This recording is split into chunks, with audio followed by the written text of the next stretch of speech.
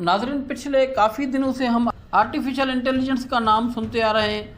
Artificial intelligence है क्या, कैसे काम करता है, क्या उसके फ़ायदे हो सकते हैं या उसके क्या नुकसानात हो सकते हैं, आर्टिफिशियल इंटेलिजेंस से क्या क्या हो सकता है, आइए इस वीडियो में जानते हैं। नाज़रीन, artificial intelligence deep fake technology ऐसी टेक्नोलॉजी है जिसकी मदद से जाली तस्वीर या वीडियो तैयार की जाती हैं। पहले जाली तस्वीर तैयार करने के लिए फ़ोटोशॉप से काम लिया जाता था, जिनकी जालसाजी को पकड़ना काफ़ी आसान होता था। उसके बरक्स डीप फेक टेक्नोलॉजी से तैयार की गई तस्वीर और वीडियोज़ किसी इंसान के हाथ की नहीं बल्कि मसनूई ज़हानत यानी आर्टिफिशियल इंटेलिजेंस के ज़रिए कंप्यूटर से तैयार की जाती हैं। डीप फेक तैयार करने वाले सॉफ्टवेयर को जितनी ज़्यादा मालूमात दी जाएगी, बनने वाली तस्वीर उतनी ही ज़्यादा हकीकी लगेगी।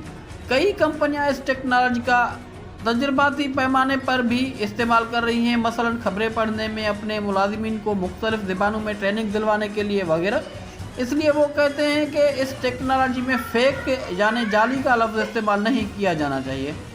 हकीकत यह है कि इस टेक्नोलॉजी का बहुत गलत इस्तेमाल भी हो रहा है। जैसे अब मशहूर शख्सियात को फेक डीप के ज़रिए पोर्न फिल्मों में अदाकार बना दिया जाता है या फिर सियासतदानों से इश्तियाल अंगेज़ और गुमराहकुन बयानात फैला दिए जाते हैं। जितनी देर में कोई इनकी जाली होने का पता लगाता है तब तक खासा नुकसान हो चुका होता है। डीप फेक का लफ्ज़ आर्टिफिशियल इंटेलिजेंस के डीप लर्निंग प्रोग्राम से लिया गया है, जिसकी मुराद यही ली जा सकती है कि ऐसी टेक्नोलॉजी जो कि पूरी तरह से नकली हो लेकिन इतनी डीप हो कि पहचाना न जा सके। उसमें जो चीज़ या टेक्नोलॉजी इस्तेमाल की जाती है उसे जनरेटिव एडवर्सल नेटवर्क, शॉर्टकट में उसे GAN बोला जाता है। उसका इस्तेमाल करके आप किसी इंसान के चेहरे के तासरात तक की नकल तैयार कर सकते हैं और जैसे बिल्कुल भी नहीं पकड़ा जा सकता, क्योंकि आर्टिफिशियल इंटेलिजेंस चाहे जितनी जदीद हो चुकी हो वो ऐसे बना तो सकती है लेकिन अभी तक उसका कोई तोड़ नहीं तलाश किया जा सकता।